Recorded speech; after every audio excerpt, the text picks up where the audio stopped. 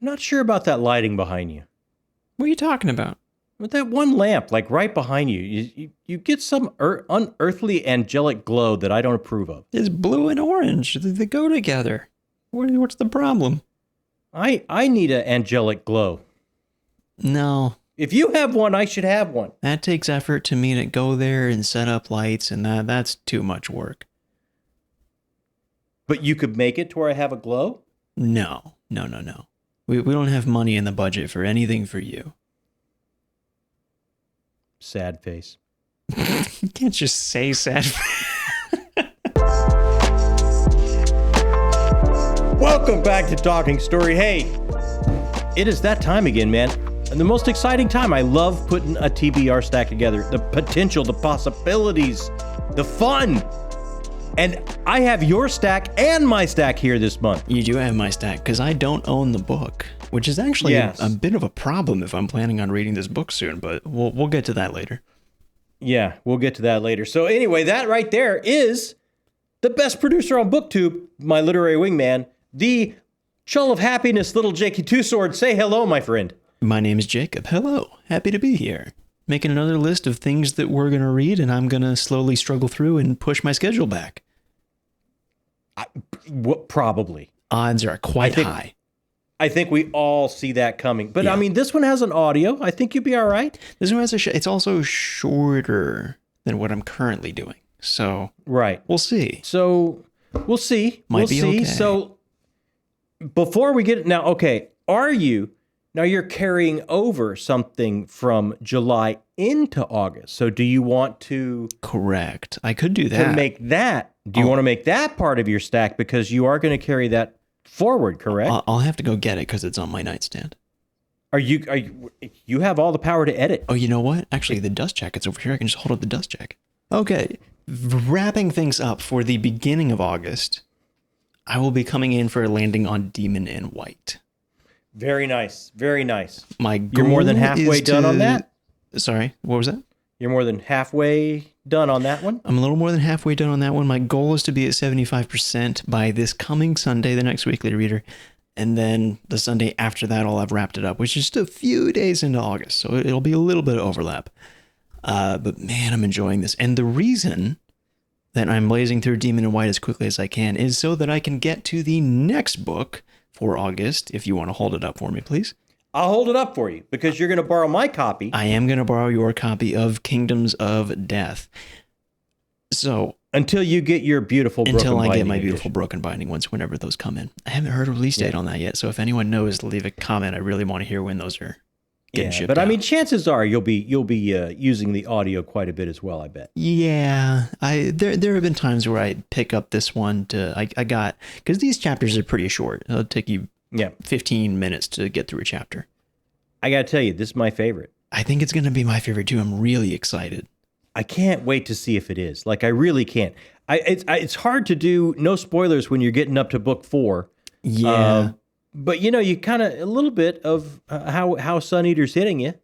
It's really great. The thing that I'm loving about it the most is actually what I have not yet gotten in Demon in White. And granted, I'm only, a little over halfway through.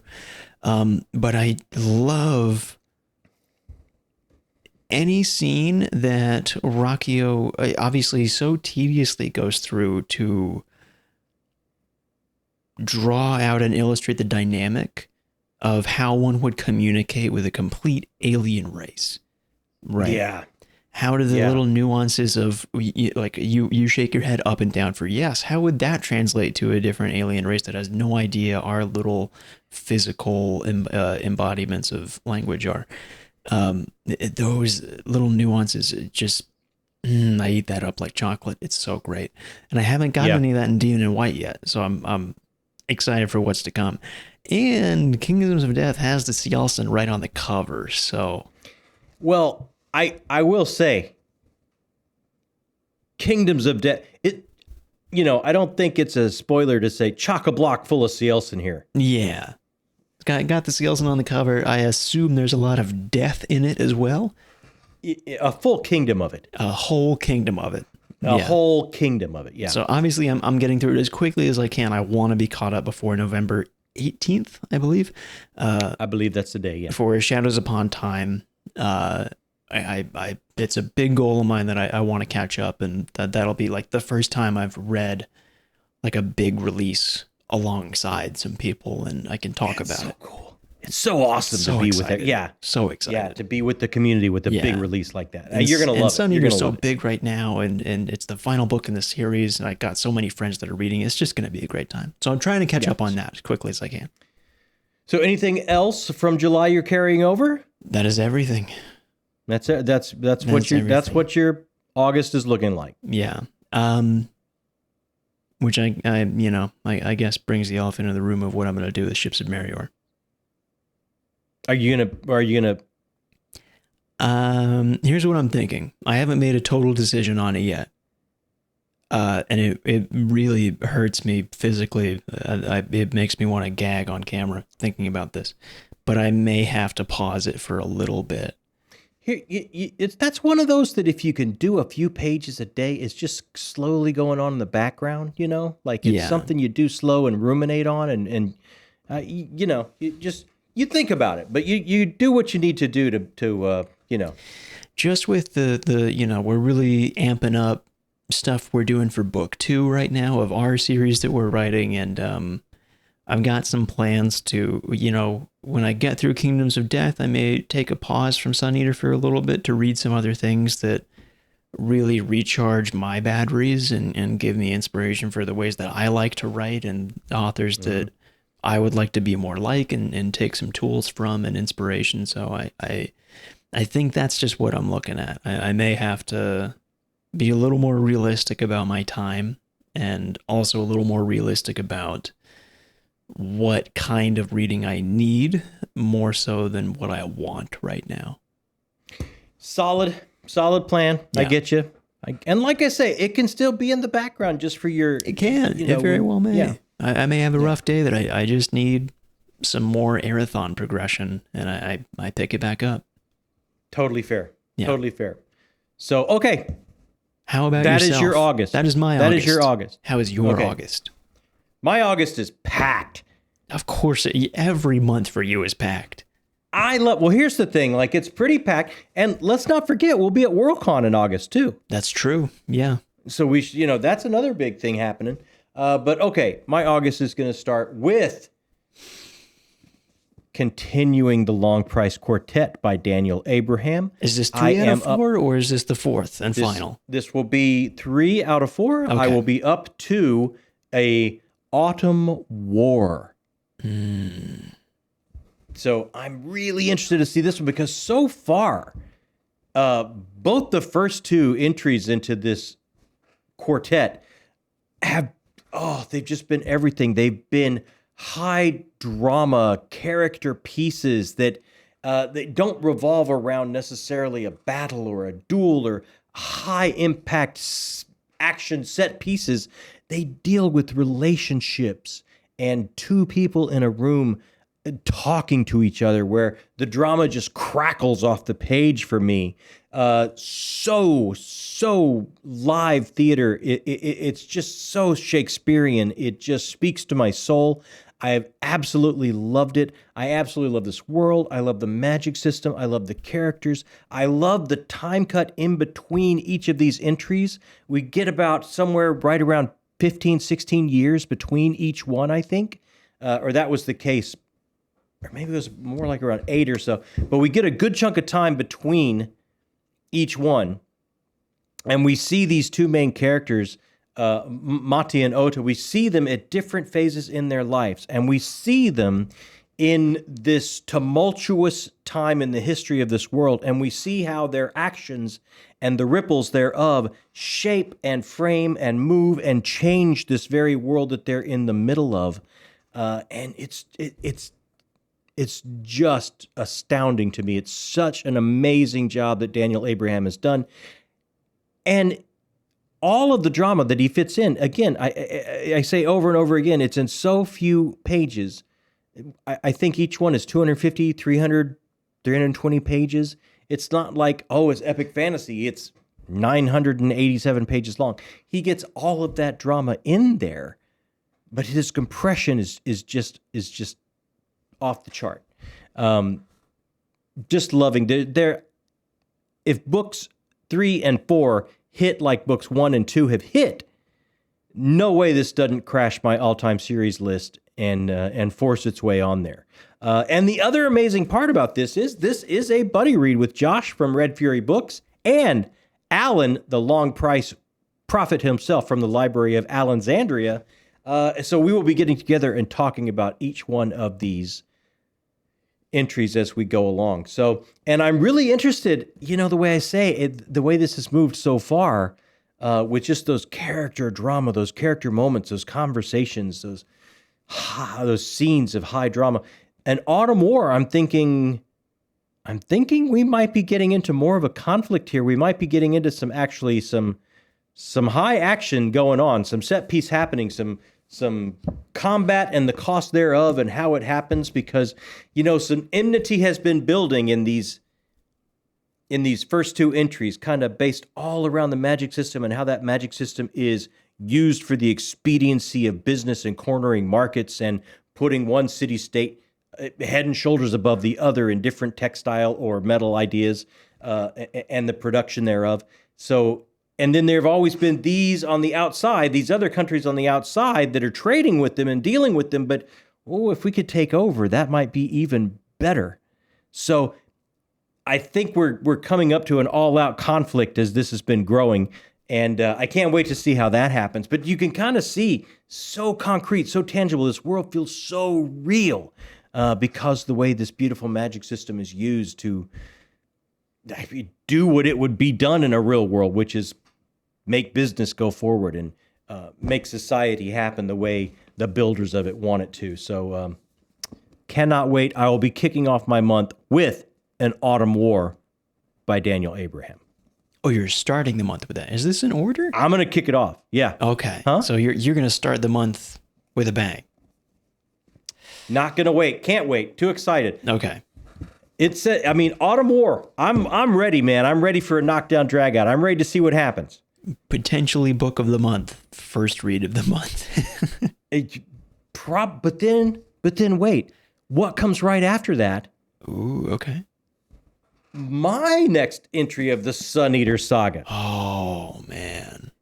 So I'm going to do Dregs of Empire and Daughter of the Sword, the short story. Both of them are in this edition, and that's kind of what I hear I should absolutely do before I pick up Disquiet Gods. So the month of August, I'm back in Sun Eater, and they say this is the Dregs of Empire. This novella, it's like 350 pages long. That's a novel. That's a book. That's not a novella at all. Dregs of Empire and the short story together are right around 350 pages or so. So, this not just a quick novella. So I can't wait. Dregs is on one of my favorite characters. I can't wait to see him again. I can't wait to get back to Sun Eater again. I can't wait to set up myself for Disquiet Gods, because I have heard from people that I really respect that it's their fave. So I am psyched for this. So we're going from Long Price Quartet into the Dregs of Empire and Daughter of the Sword by Christopher Rocchio, returning to the Sun Eater saga. I didn't even know Dregs was a character until you said that. Oh, I'll tell you off camera what character it is. I don't want to do any spoilers. Oh, do I? Well, I technically. Okay, I'm interested to hear this then. Okay. Yeah, I think you are. Okay. What's next? Okay, what's next? What's next is, we do one indie published read a month. Ooh, okay. Yes. I'm picking up book 3 of Michael Cronk's Immortal Investigations because I just finished book 2, and there's no way I can wait. Like the stakes that were raised, the cliffhanger that I got, the jaw-dropping reveals that happen in characterization in book 2. I can't wait to continue with Jason's story and Jason and Sylvana's story as they become a true power couple. This is like one of those, if you like Dresden Files, if you're an urban fantasy fan, God, this just ticks all the boxes. It is so fun. That hidden alternative history that you get to see more and more of the deeper you go into this story. The relationships, how these main characters start to be defined, not by how they see themselves, but how the characters around them see them and define them for them as they go on their journey. And I do love that both of these characters, Jason and Sylvana, are kind of on the younger side. So they're truly finding themselves and finding their abilities and finding their direction kind of at the start of their journey. Both of them have that young feel, even though one of them would be considered a quite long-lived creature. I just so enjoyed book 1, and then book 2 took it to an entirely new level. And it was like, that's it. I'm not waiting for book 3. I'm just putting it on the August stack right away. So I cannot wait to continue. And then I know he's hard at work on book 4 now. So I'm hoping this doesn't end on like a cliffhanger like book 2 did, because if it does, we got a grinding halt and a wait in front of us. So I have fair something, play to Michael Cronk. I have something that I'm curious about with this book that I'm kind of wondering, and it might be completely misguided, but just for myself, anytime I see the word king and some yellow effects around it, I wonder if cosmic horror is involved. And if it is, I may have to bump it up on my TBR. Like I said, it may be misguided. I know the previous books have not necessarily been cosmic horror, so I don't know. Interesting.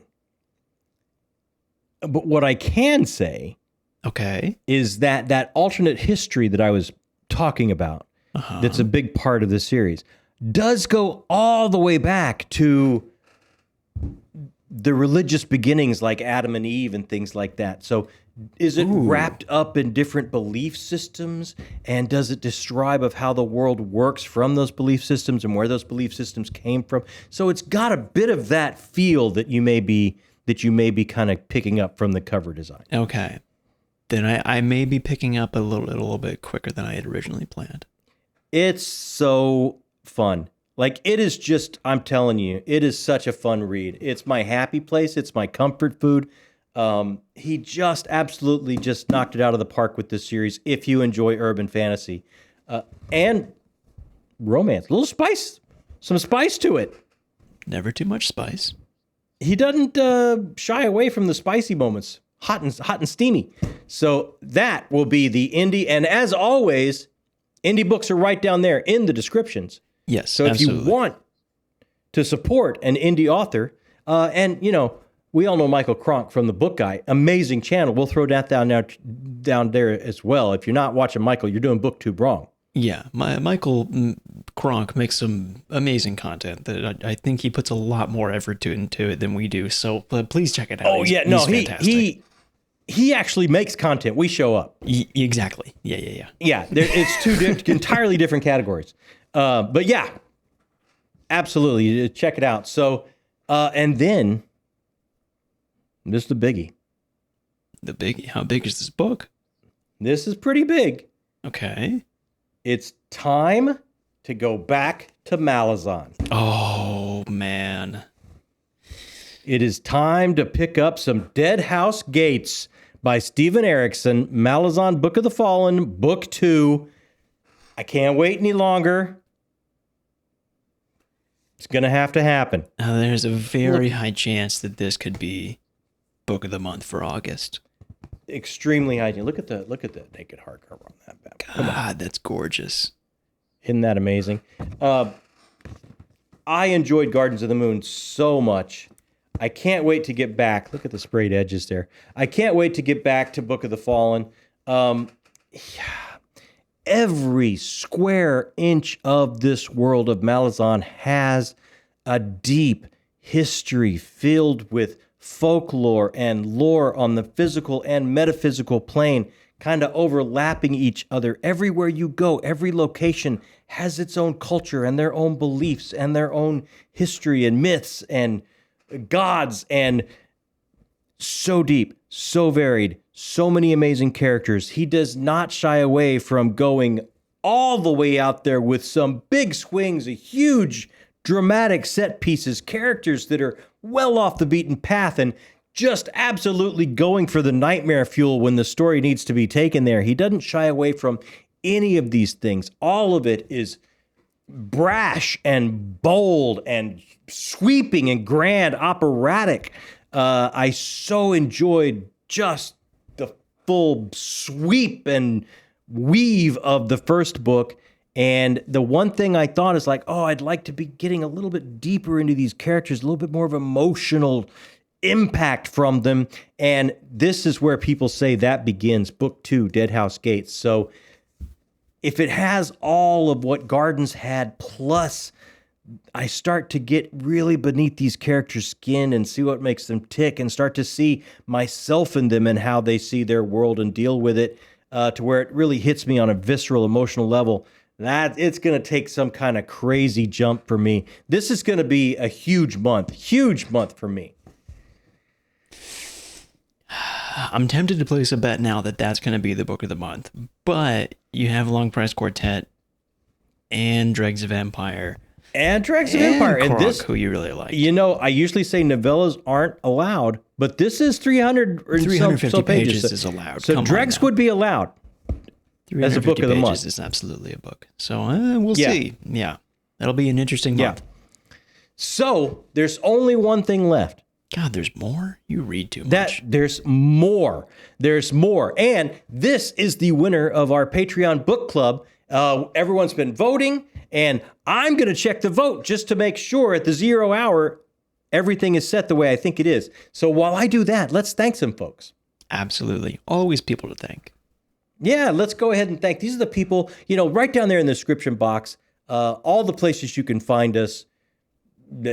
Twitter, Insta, all those kind of fun places, and Patreon. And these are those fine people that make the hard decisions here. They keep the lights on. They take over our channel every once in a while when we do something called Town Square and we spin the camera around. And they vote and take charge of our book club.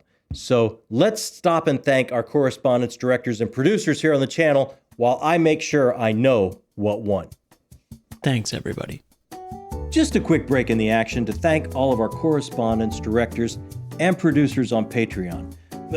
These people keep the lights on. They make decisions for us because we don't know what we're doing. We're not great at making the decisions around here.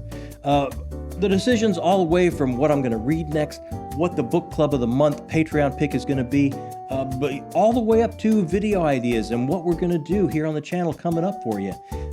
If you're interested or you want to find out how you can be a part of this, right down there in the description box, click the Patreon link.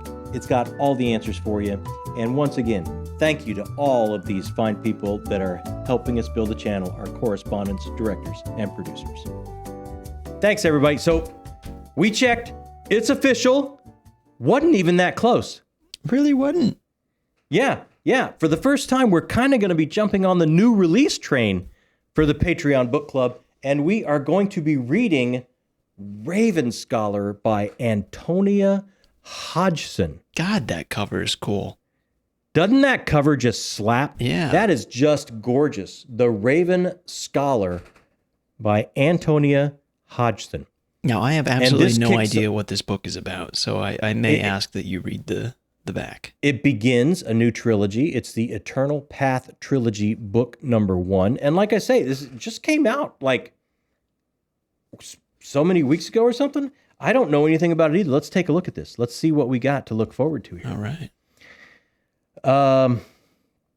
The Raven Scholar is a masterfully woven tale of imperial intrigue from an electrifying new voice in epic fantasy. This might be a debut. Oh, is it? Oh, wow. That'd be amazing. It says new voice. Could be a debut. Very exciting. Here we go. Let us fly now to the Empire of Orin, where after 24 years of peace, the reign of Bersoon, the brusque, has come to an end. In the dizzying heat of midsummer, 7 exceptional wizards, thinkers, and strategists compete to replace him. When one of them is murdered, it falls to Nima Kra, the Emperor's brilliant, idiosyncratic high scholar, to find the killer and fight for the throne. Nima believes she is alone, But we are here to help. All she has to do is let us in. If she succeeds, we will win an empire. If she fails, death awaits her. But we won't let that happen. We are the Raven, and we are magnificent. I like that a lot. I mean, that sounds like a little bit of a murder mystery, kind of. This sounds awesome. Murder mystery, political intrigue, fantasy world. Yeah. I can get down with that. That sounds cool. I can get down with all that and a cover like that. So, and a debut, discovering a new writer. The book club sounds like it is set to be a great one. Absolutely. That'll be a fun time. Yeah, so here we go. We got the stack, man. Maybe if you want to join in on the book club, we'll put a link to that one down in the description as well. So you can pick up Raven Scholar by Antonia Hodgson in the description. Absolutely. We'll throw that down there as well. Yeah. All right, so here's your stack. Sure. That along with a little last taste of Demon White. White. Leftover of that. Mm-hmm. And then here's my stack. I don't like my stack being in person over there because you can see them next to each other and it makes me very self-conscious. You can kind of see how things go around here. Yeah. Kingdoms of Death is also green and it's blending in with your mouse mat and it looks like my stack is just completely non-existent. I'll hold it next to it like this. That's not helping me. That makes me feel worse. Is that better? It's not. It's so much worse. How about if I just face it out like that? That's bad. That looks taller. I like that. It covers up some of your stack. There we go. That's good. Yeah, there we go. I like it. I like it. Oh, I tell you, man, I love the TBR. I love putting these stacks together. I love sharing with everybody because if you want to grab any of these and read along with us, we'll be checking in every week during the weekly reader of how they go, what we're thinking as we go along through the stack. So hit us up week in and week out and let us know in comments. What do you have on tap? What's on your stack for the month of August? What are those summer reads that you can't wait to get to? Hit us up in comments. We're going to answer every single one. That's the whole reason we started this channel, was to talk about books with folks that love books, the kind of books that we love. So we're going to answer them all as quickly as we possibly can. And that little thumbs up button, give that a punch too. That helps us get a little bit broader out there, meet new folks, and every new person we meet, that's a new, distinct, beating heart set of eyes that can help interpret these stories in a completely different way. And that makes all of us just a little bit richer here. And that's what we're all about. And if this is your first time just seeing, what are these guys going to read for August? I'll check that out. And you haven't subscribed yet, oh my gosh, to join this group, off the chart, the most amazing group of people I've ever been a part of. It's so much fun to hang out and talk story and how it hits us and how it changes us and how it changes the way we see the world around us. You hit that subscription button, you join this group, you will feel a tingle. That is a scientific fact. I think that's it. I do believe that's it. Another month incoming, another month down. You don't want to add to this sad little stack? I don't think I can. I think if I'm being truthful to myself, if I added to it, it would be a big fat lie. Let's just say you're leaving space for the joy of picking up Ships of Merrier when possible. Sure. Let's do that. Let's do that. Let's do that. That makes me feel better. That way you feel like it's on the stack when you have a chance. Yeah. It's always on the stack. It never goes away. Until I finish it. Then it goes away. Until you finish it. If you're still here, you're book people, and in our book, that makes you the best people. Thanks so much for joining us here on Talking Story.